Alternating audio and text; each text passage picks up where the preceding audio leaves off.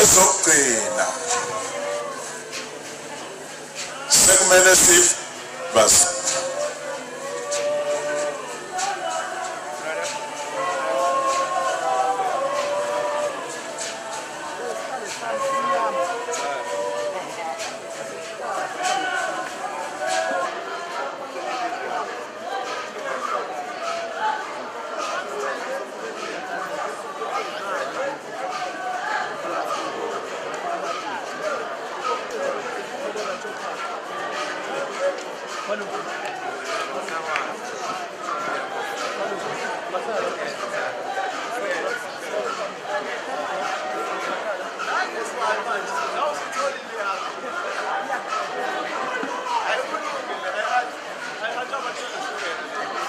last 5 minutes.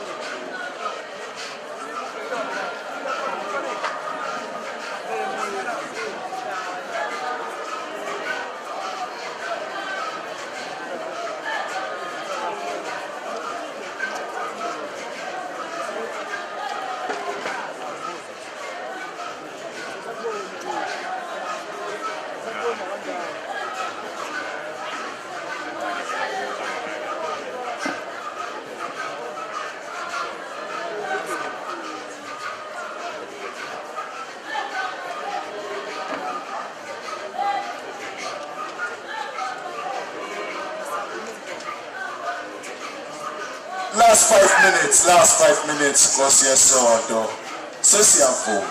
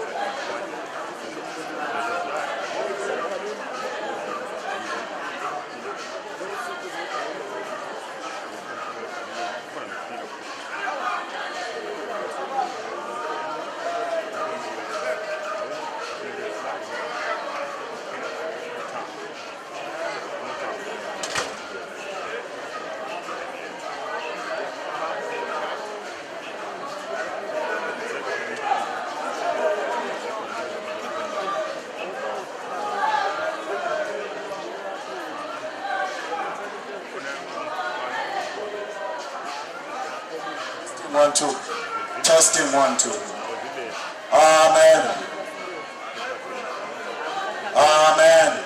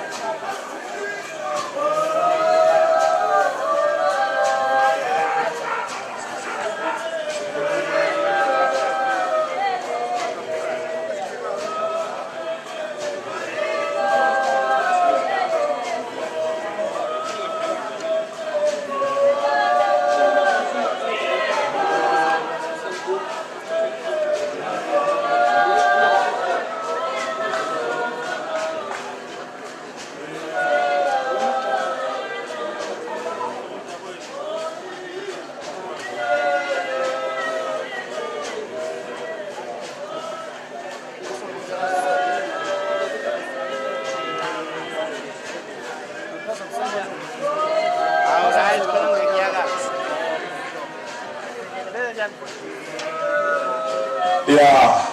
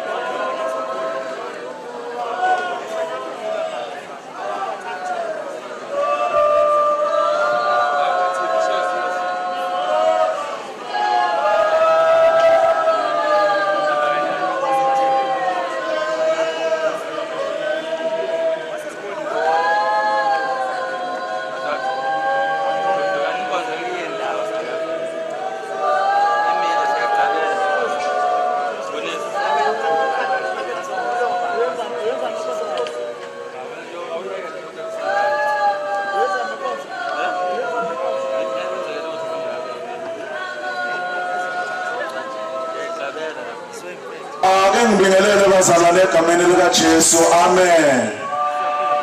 Amen. Amen. Ukuthula ekhofeni. Ukuthula kunqene. Ake singene enkonzweni bazalwane. Asibonge ke bazalwana siphe isihlabelele esimnandi bafowethu ke segwabe kamnandi siye ezwini lenkosi. Hlabelele nje omnandi.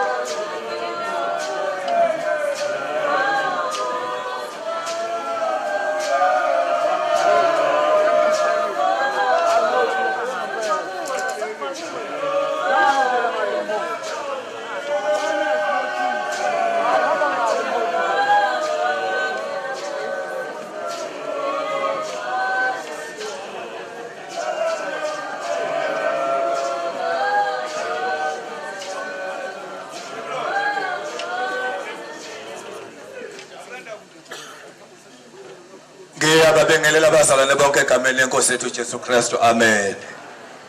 Angembonga baba uNkulunkulu nami ngithola leli thuba lokuthi ngikhulume ngenkosi yethu Jesu Kristu. Alibonge igama lenkosi.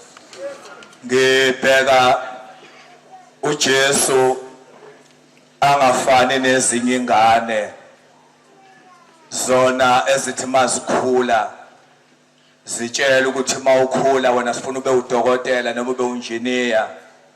Yena wazokugodwa ukuthi mayekhula kufuneka afele thina. That was the only thing wayeyazi empilweni yakhe ukuthi fanele makayenze. Alibonge igama lenkosi. Mayehleli nobaba wakhe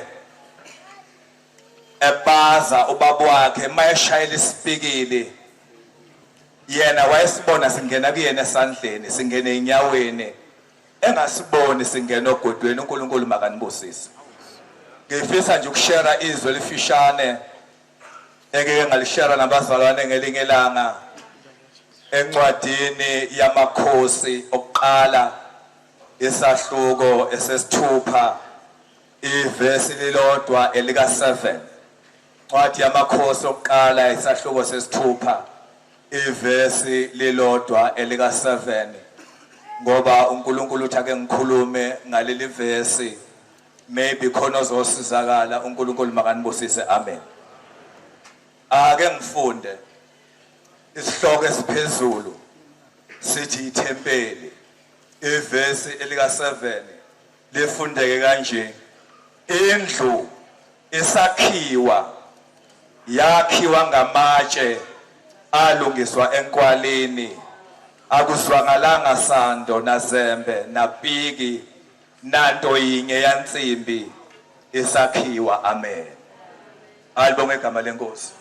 Ningofakazi emakhaya lalapha engihlala ngakhona angeke kwenzeke makwakhiwa indlu ungezwakala umsindo kodwa makuzokwakhiwa indlu yenkosi yokuthula awuzukuzwakala umsindo ngoba kwakhiwa indlu kamoya uNkulunkulu makanibusise ngifisa ukukhuluma ngento enibona enhleli kuyona ngoba ke kube lula abantu mawubenzela izibonelo akayikhohlwa into omtshele yona amen bazalwane amen indlu mayizokwakhiwa kunezinto ezimbalwa eziba kuyona one masizoqala kulandwa usemende kulandwa amatshe kulandwa ucingo kube amanzi makuhlangana lokho kubizwa ngefoundation okuyiyona ebamba indlu ukuthi indlu ibonakale ukuthi ayidabuki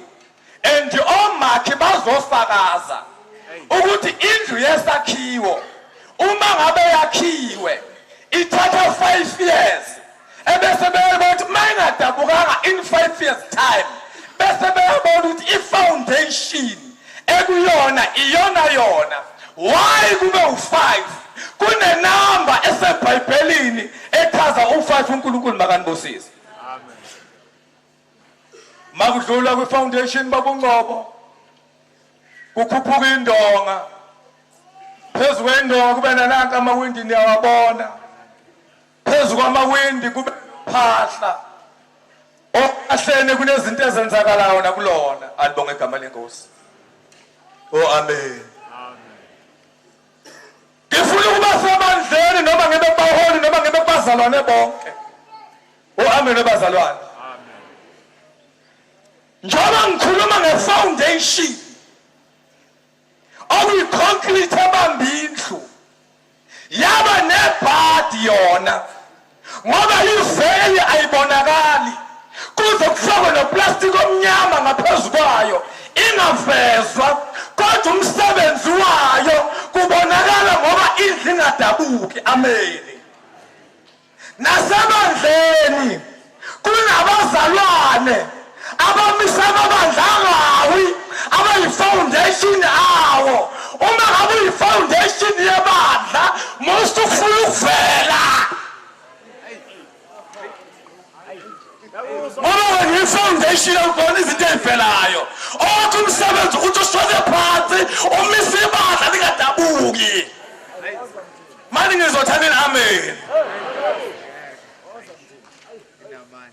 alibonge igama lenkosi bese kuba namawindi lanka niyawabona kunabazalwane abangamawindi abenza umsebenzi othi noma sekushisa kanjani ebandleni bapholise amen abenza ukuthi nabantu abengalazi ibandla bona baveza ukuthi babona ukuthi khonani ngaphakathi ebandleni ngoba bangamawindi amen abazalwane kodwa babuye babe ingozi labo bazalwane ngoba baphahla kalula bazi ukuthi bona bafaka abazalwane phakathi ebandleni ayithani amen amen bazalwane amen abazalwane mawudlula uthi uyabheka phezulu khona uphahla masakho uphahla khona amaplangwe mayizohlangana amaplangwe nokhethe kufuna kuyibhikili amen abazalwane amen khona abazalwane abayizibhikili amen abazalwane umsebenzi wakhe makuhlakazeka bona bayahlanganisa kodwa fanele isibhikili masishayelwa phezulu ebese siyagojwa ngaphakathi ukuze singahlaba abangaphakathi sikagoloza isibhikili ushayela ufuna ukugoba usishaye ngenkani ngoba ufuna sihlanganise amen abazalwane amen abazalwane uyingozi ke lo mzalwane ozazi ukuthi uyahlanganisa ngaba sibanibani baphuma bakushiya ibandla imene ngabahlanganisa iproblem akagotshwanga ngaphakathi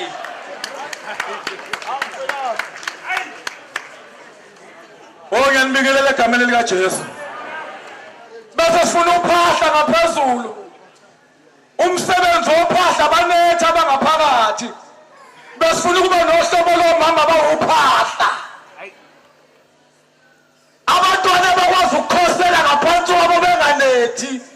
abangakhethi ukuthi lo uzalwa yimina kodwa mabekwako lomunye ufuna ukuthi bakavezwe phezulu. Inkinga kalona uphahla uyavuza. Uphahla luyanetha.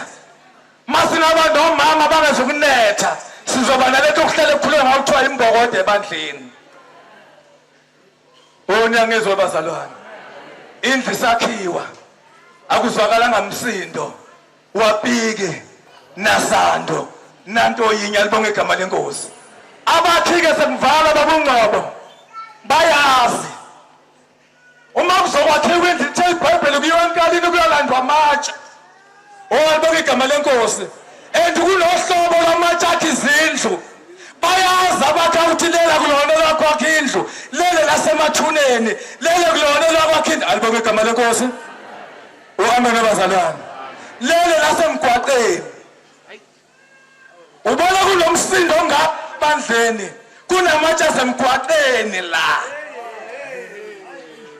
angene ngephutha akuwona okwakhe indlu awasemgwaqeni kunukwana abazalwane befundisa ukuthi kuyathakathwana iproblem kunetshe lasemathuneni la elinye selaze lagcotshwa. Thanini amen. Amen ake saba khona ke manje. Ngiyanibingelela. Cela ukuniyeka.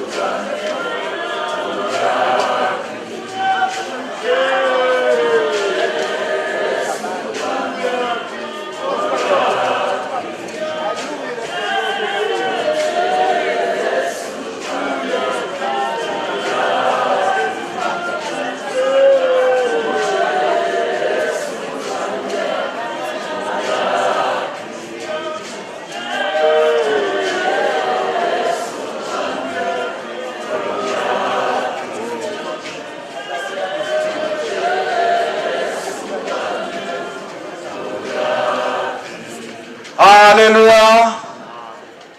Hallelujah. Sisesezweni bazalwane lenkosi. Uma sisesezweni elifishane ubufakazi nje abazalwane sibacela ubebe ngaphambili beze ngiyayizwe amafastela ngiyayizwe ezipikili ngiyayizwa nefoundation so itholele linye ilanga ngiyena uMC ayibonge inkosi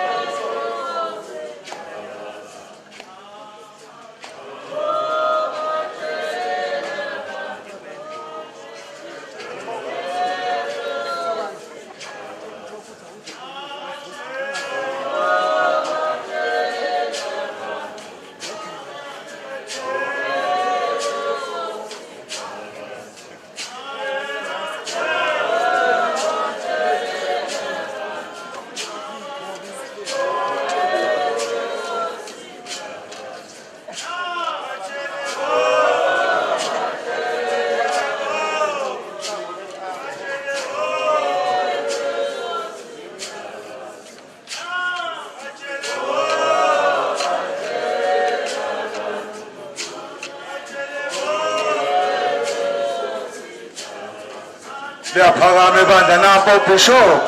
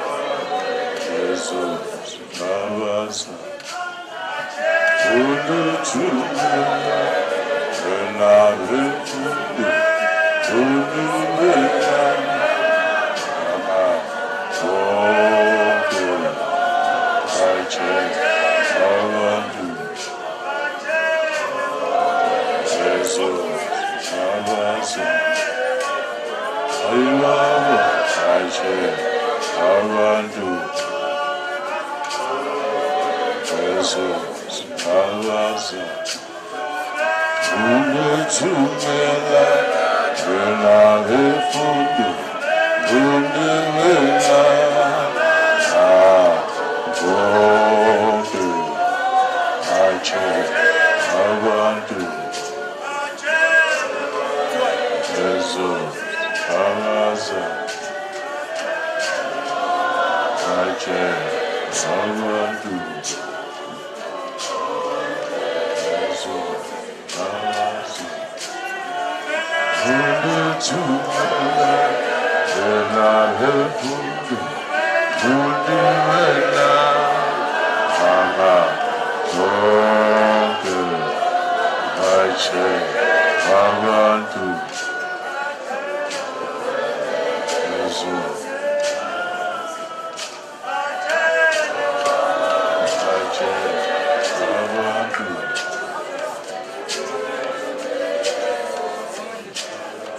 Siyabonga kakhulu bazalwane, siyabonga sisesezwini lenkosi bathandekayo, sihlabelela kamnandi. Ingcebo zenkosi ziyashintshana zisinikeza ukudla komphefumulo. Namhlanje sisayezweni ubaba wethu uBishop Mgabadeli, ubaba wethu ubaba uDladla naye akabe nezwi kuleli bandla namhlanje. Bazalwane bahlabelela kamnandi bephakamisa uBishop, bayagwaba bayaphakama egameni likaJesu.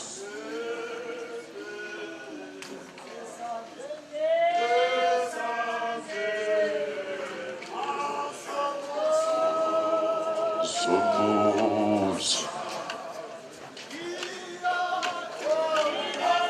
Veyate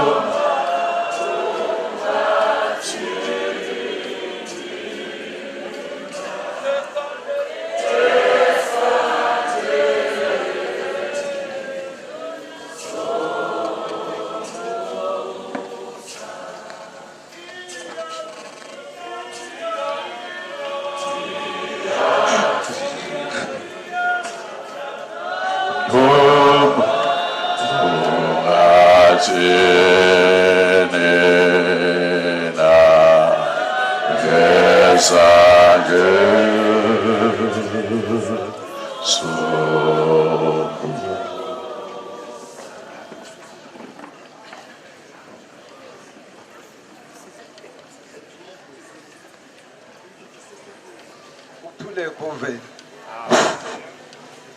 ukuthula ekhoveni ukuthula kumnqi ukuthula kumaphuphu ukuthula kunyoni emhlophe ukuthula kwabangcwele ayike bathandwa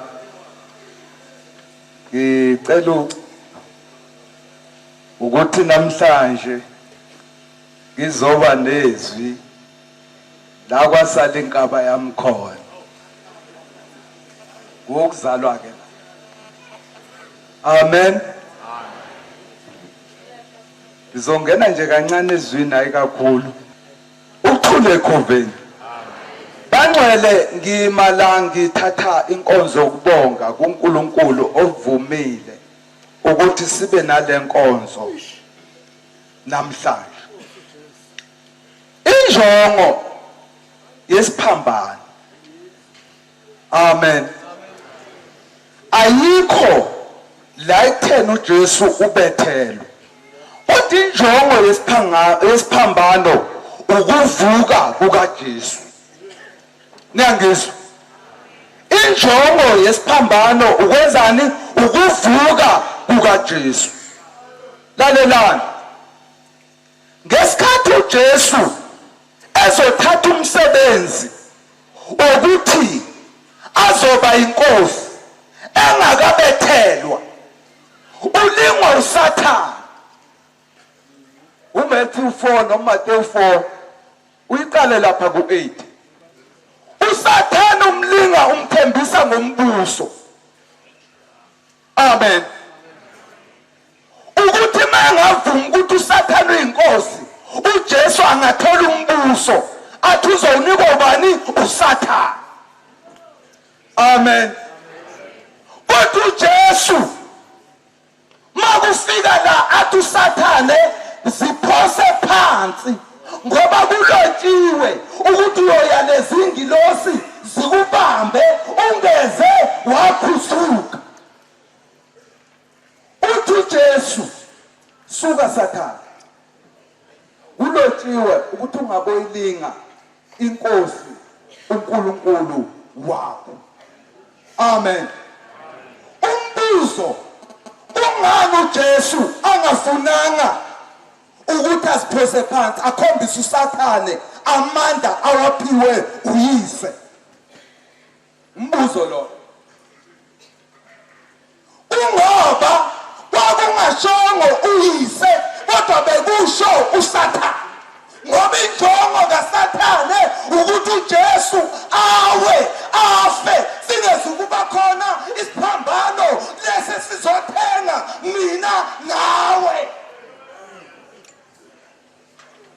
amen amen mina ngithanda ukunikhansela bazalwane angishumayeli kodwa ngithanda ukunikhansela ukuthi makukhulunywa ngesiphambano kukhulunywa ngento enjalo amen uJesu uyamtshela uSathane ukuthi angeke amvumele ukumenzisa izinto ayishoyo kodwa uzokwenza izinto ezishiwo uNkulunkulu amen kungakho uJesu angazange avume ukusiphosa phansi haleluya manje namhlanje ngibonga amazwi onke asikhombisa abafundisi bami abawalethile sizwile amen ngiyaxolisa kunezwi ebuye kudluleke nje kalula lingihlabe emoyeni wami ngithi Nkosi yami ngifundanga kodwa khona okwangifundisa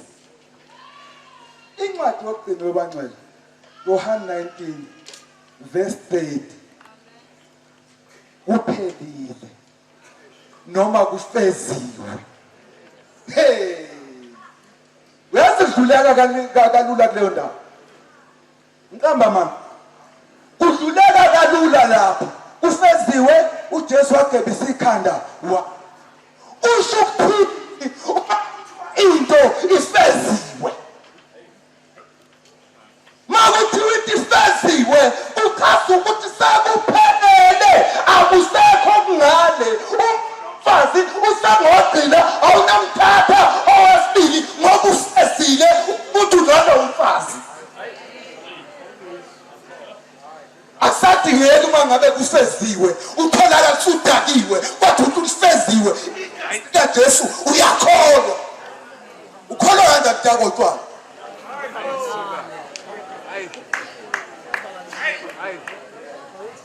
ufeze kanjani usaphuza ufeze kanjani sihamba inyanga uthi mawusizakele uthi uNkulunkulu usizweza inyanga ufeze liphi ivangeli wayengasiqinisa uthi udakiwe uzufezeke wena unosusikhohlisa uthi uyifeziwe kodwa feze inyanga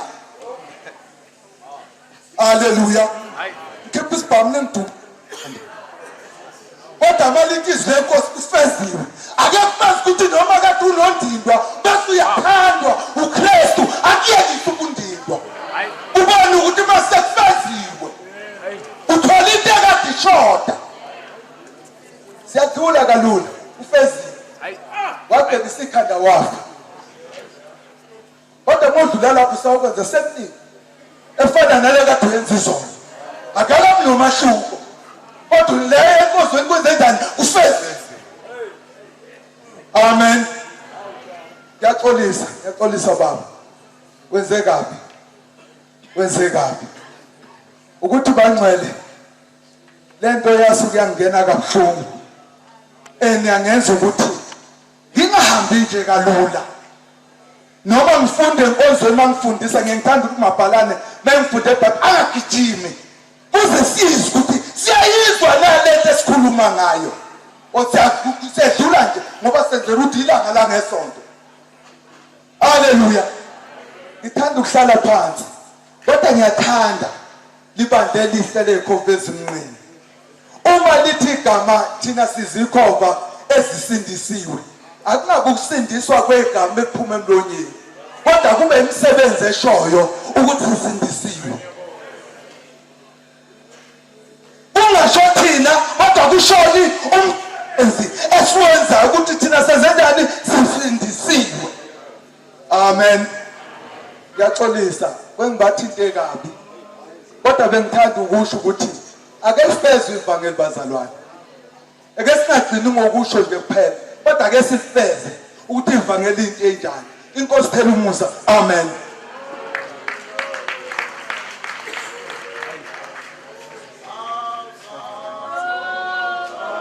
silungise nyamabhayibheli ngoba siyahamba silungise nyamabhayibheli sibheke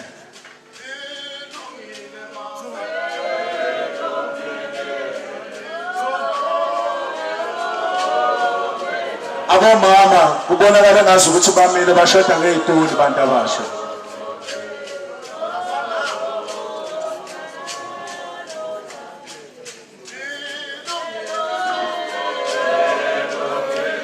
nangu brother wethu Kenana waNtanzi gijimuzela uthi Kenana Ntanzi gijima nabo ubufakazi buvela sisezwini nje siwaphasi wabheke namabhayibheli ngoba ngathi simile kancane mhlawumbe uJehova uzohambela ngakuwe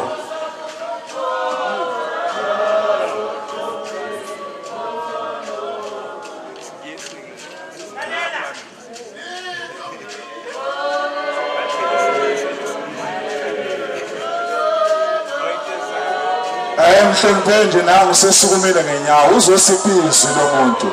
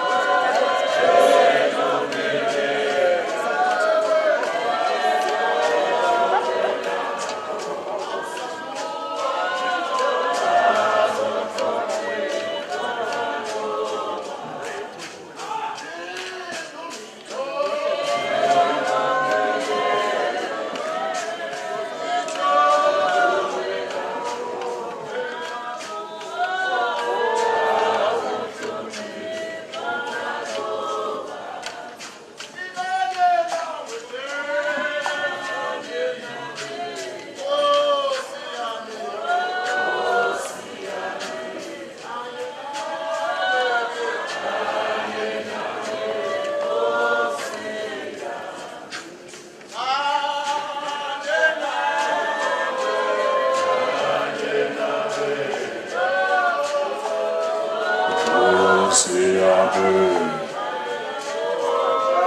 kanye nawe Nkosi yami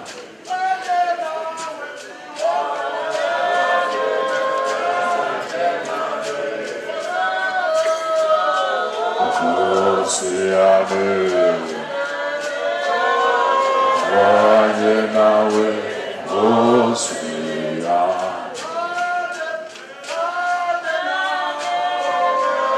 kanye nawe Nkosi yami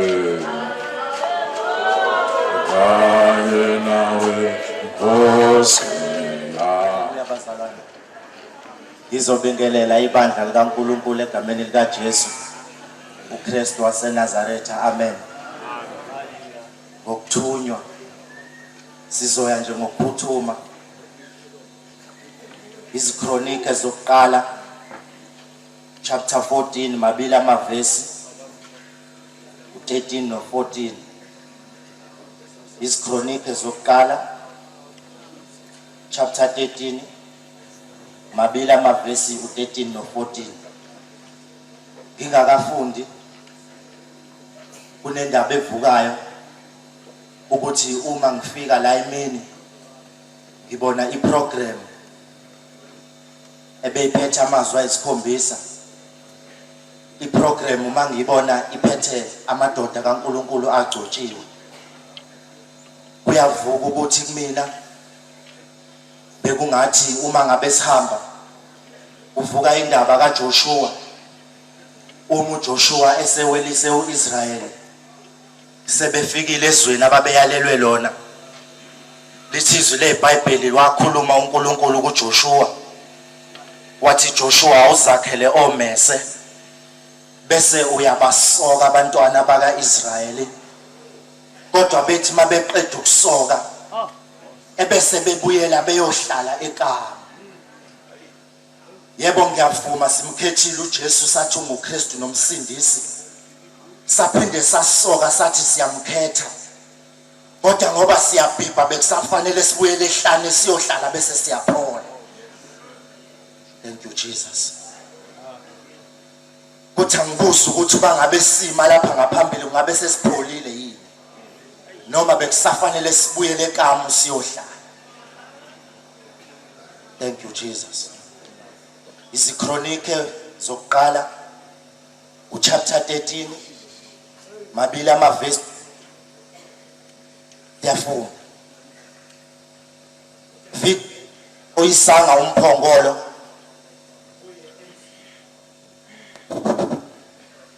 zoqala phansi. Davide akawuyisanga umphongolo kuye kaDavide, kodwa wawubuyisela eceleni endlini kaObed Edomu. Umphongolo kaNkulunkulu wahlala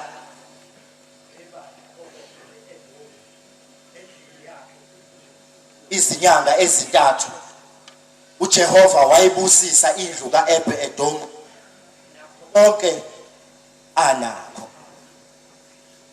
Bazalwane, sizokhumbula ukuthi uIsrayeli uke wathi mayihamba uJehova unikeza umyalelo wawuthi mabathathe umphongolo bese kuthi emphongolweni bethathe izinto ezingamagugu ezenziwe uJehova bezifake phakathi. Lezo zinto zazingarepresent or zazingasho uNkulunkulu, kodwa zazirepresenta ubuNkulunkulu namandla kaNkulunkulu ayikhulume phezukwabo, kodwa zazingena uNkulunkulu. Manje siyathola lapho uDavide uma esehamba eyolanda umphongolo owuthathwe kuIsrayeli uthathwa amaFilisti. Lithi iBhayibheli uma esewulandile umphongolo esewubusela, lithi iBhayibheli umphongolo wawuhlala endlini eyayikhethekileyo eyayingcwele, kufuthi uma umuntu wayewubheka kwakuya umpriest omkhulu kuphela wayewubheka.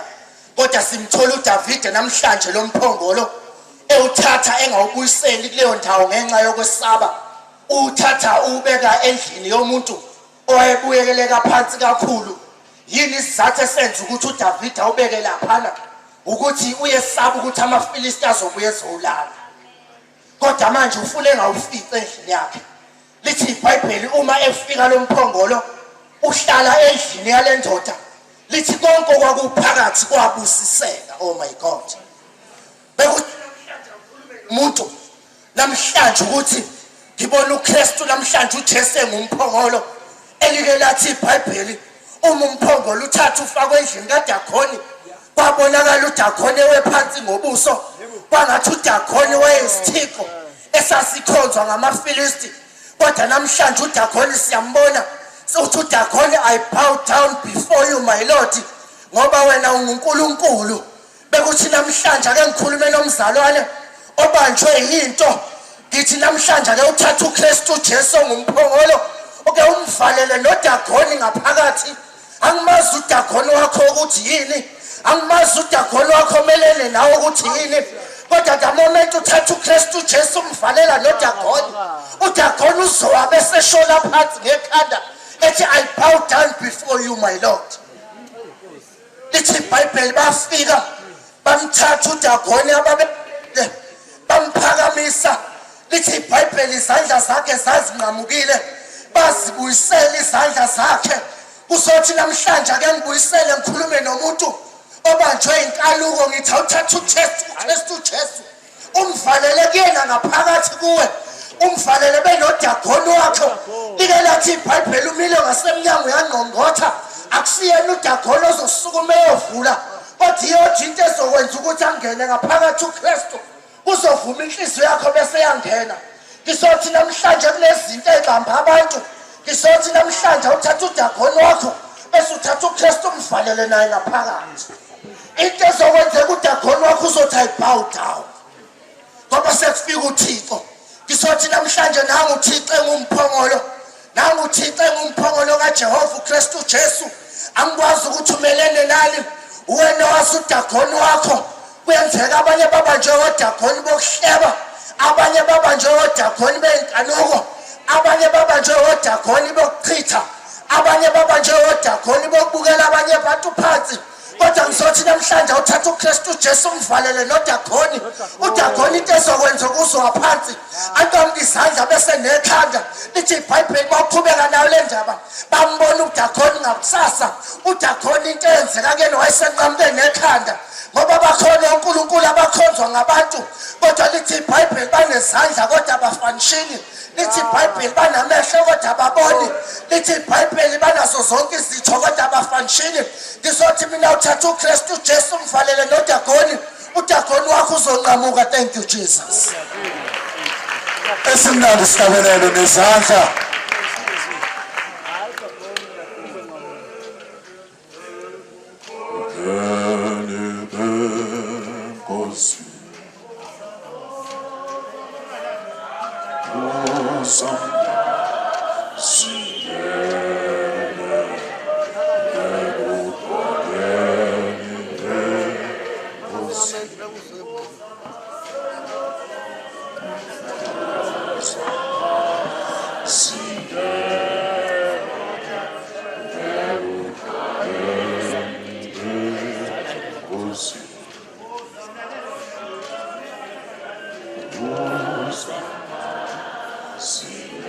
Sisezweni abathandekayo.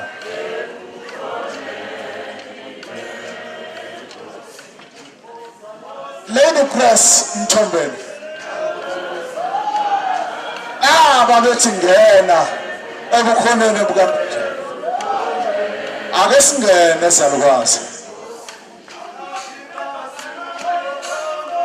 Lapinga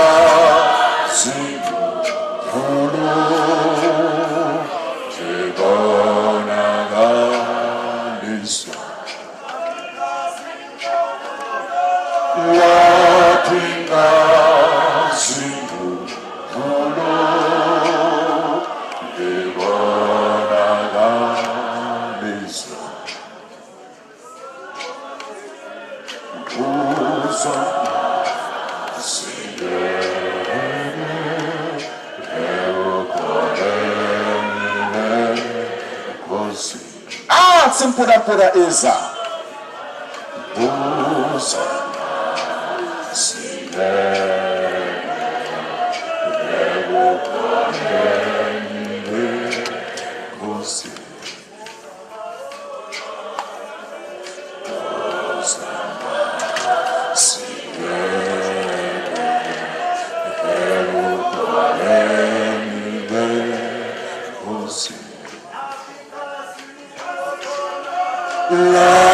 pinga singula lebona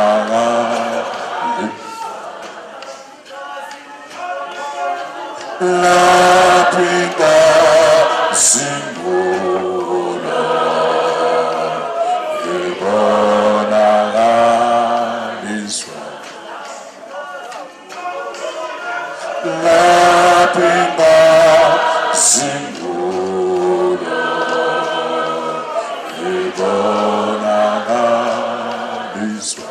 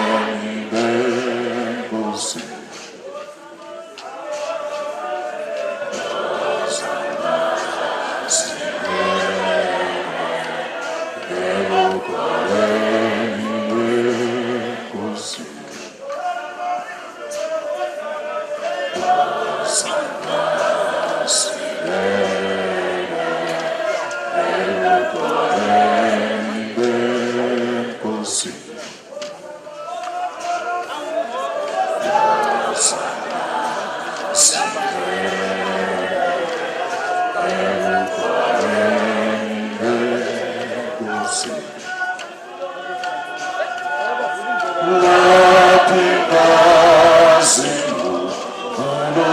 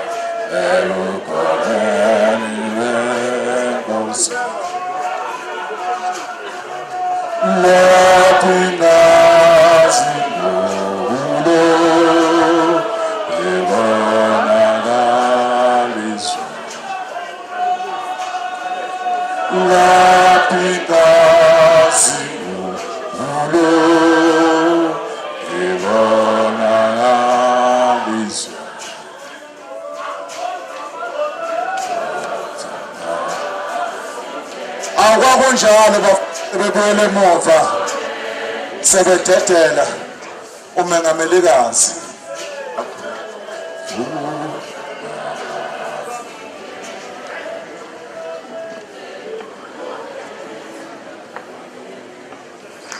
Ameni. Ameni. Ameni. Ngiyababingelela abangcwele egameni lomfelo wami Jesu Kristu. Amen. Ngiyambonga uNkulunkulu omhle. Oh, sigcine sonke ukusuka ezindaweni zethu ngokwehlukana safika kule ndawo. Amen. Inhlizweni yami ngizwa ngiyajabula uma sihlabelele sithi asingene ebukhoneni benkosi yethu, because uJesu angakafiki we are not allowed ukuthi singene ebukhoneni benkosi. And ukuba sebukhoneni benkosi ukuba i-presence of God, ukuba sebusweni bakaNkulunkulu. Siyalibonga igazi laka Jesu elenza ukuthi nami nawe sikwazi ukuthi sibone inkazimulo, ngoba uMoses wafuna ukubona ubuso bakaNkulunkulu. Lithi izwi lenkosi uNkulunkulu wamtshengisa ibag yakhe, zange afuna ukuthi abone inkazimulo yakhe. Lithi izwi lenkosi mawufunda uMoses makasondele ebantwini, abantu nabo bamsaba uMoses bathi uMoses uyakhazimula, ngoba uMoses bekanayo inkazimulo, kodwa inkazimulo eshort, inkazimulo kwesikhashiyana. Uthi uJesu nakafikayo uthi mina ngizonibonisa inkazimulo, inkazimulo kimi uJesu Kristu. Namhlanje sikwazi ukungena inkazimulo bekuJesu uqobo lwathi ngoba eyinkazimulo.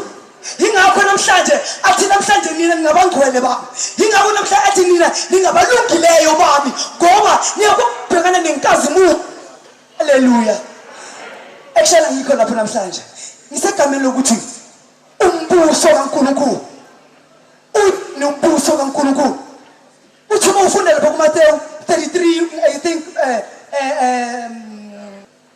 somewhere yeah khona net live ithi kada sengalutho ukuthi ngizogqoka mina ngizoninikeza lento enifunayo. Nina into efanele niyifune, funani umbuso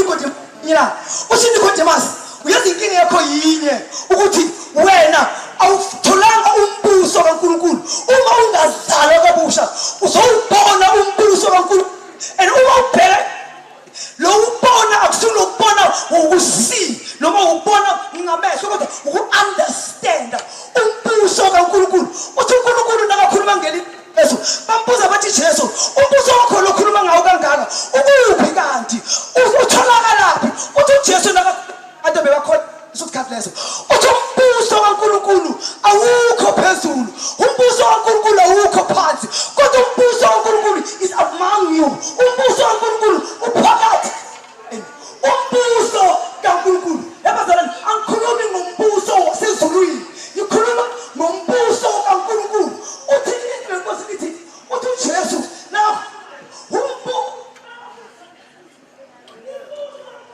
usuka ezulwini uze kuphi emhlabeni abantu baphila nawo ini umbuso kaNkulunkulu kanti kuyini lo mbuso kaNkulunkulu uma ubheka incwadi yabasalayo ithi umbuso kaNkulunkulu awusuwukudla umbuso kaNkulunkulu awusuwuphuza kodwa umbuso kaNkulunkulu kuwulunga umbuso kaNkulunkulu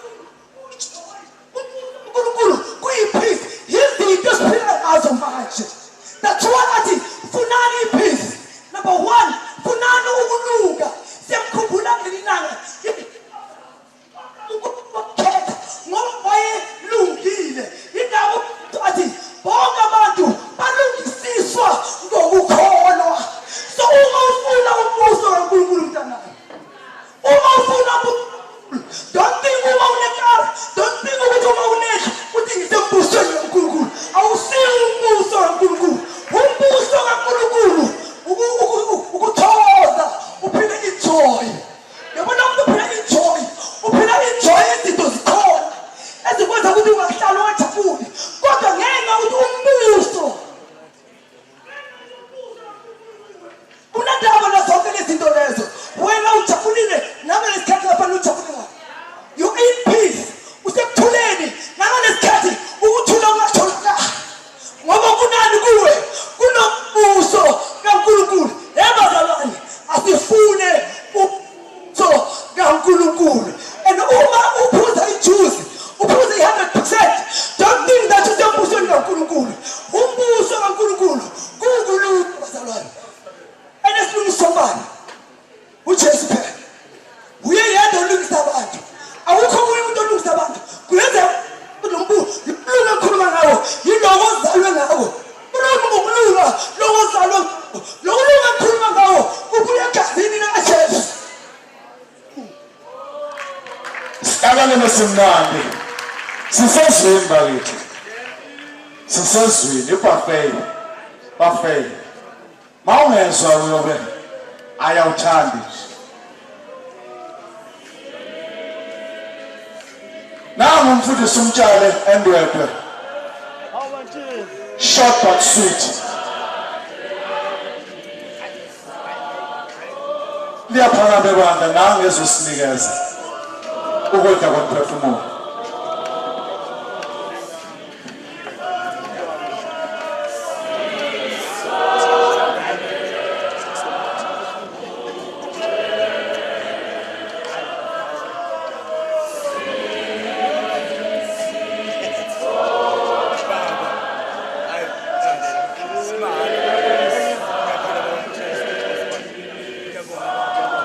Hlale kubushayo.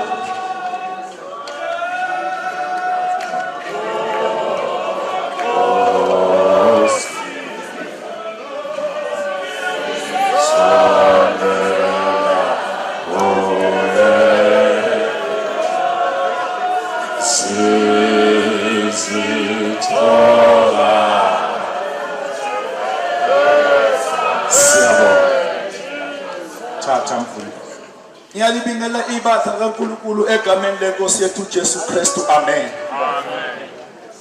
Uthi ubaba uNgcobo siyashare izwi. Ngihlushwa umbhali weBhayibheli uma ethi umuntu olalela izwi leNkulunkulu ufaniswa nendoda eyakha umzwayo phezu kwedwala. Layinetha imvula zafika ikhukhula kodwa ayangaba nenkinga ngoba yona yakhe phezulu kwedwala. Akusho ukuthi umuntu uma akhe phezu kwedwala azizonetha imvula, zizonetha imvula, kodwa inkinga ayikho ngoba umuntu wakhephi phezu kwedwala. Athi obhala iBhayibheli yona iyitshe elinqatshiwe ebantwini, kodwa uNkulunkulu iyigugu. Lalani bazalwane, ngeke ngabuka incwadi yeBhayibheli ma uNkulunkulu ekhulumisana noMose, athi uNkulunkulu kuMose lala wendoda ngoba uthi unenkinga yokuthi abantu bafuna amanzi, enza nje alishawa idwala, kuyaditshelwa likhonjwe idwala. Lale bazalwane, uma umuntu egibela edwalweni automatically, uma uNkulunkulu ebuka idwala uzobuka umuntu ehleli edwaleni. Owethu asihlale wedwala kwenza ukuthi uNkulunkulu uma ebheka igugu lakhe abone wena abusho ukuthi umuntu bekholwa azikho imvula. Zikhona imvula, ziyafika nezikhukhula futhi ziyafika, kodwa kube ukuthi azizokwenza lutho. Why? Because uhleli phezu kwedwala. Kodwa ngicela ungibukele incwadi ngisheshe ngisuke la. Asibuke isambulo 20 number 1 bese ngiyasithetha. Bheke siyafunda isambulo 20 number 1. Angisezukufunda ngisho namagama amnyama. Ngase ngibona ingelosi yehla ezulwini iphethe isihluthulele sakwalasha neketanga elikhulu ngesandla sayo. 2. Yambamba uDrako inyoka endala ongumhlebi noSathane, yambopha iminyaka eyinkulungwane.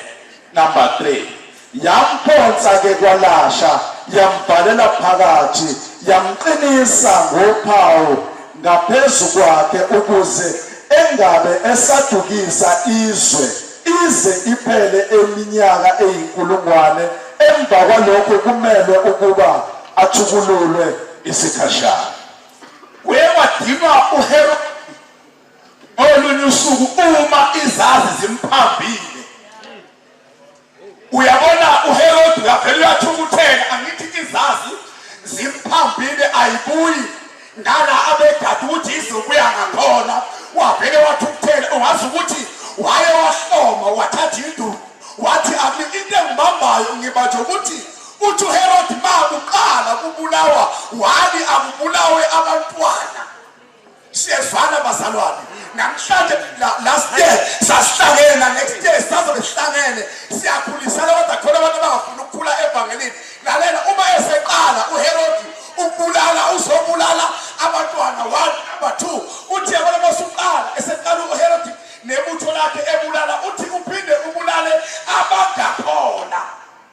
Hayi bazalwane bambe, abantu abazobulawa abangakhona, abakhona abazobulawa because umyalezo ufika abantu abakhona kufanele lomntwana, kodwa abantu abazobulawa abangadelile abangakhona. Baso angabe mungakhona noma usungene khona. Namhlanje lithi iBhayibheli iyehla ingilosi, yehla ezulwini engiphethe inketanga, izobopha inyoka enkulu uDrako, iyamvalela emgodini. Hayi bazalwane, sikhona isikhathi abekelwe sona ukuthi uzawuphuma, kodwa uvalelwa ukuthi nongasindile manje, nongakayiboni indlela, athe qabe qaqwa uDrako, athi uzama ukudukisa, uthi mina ngiyalazi idwala. Siyashela.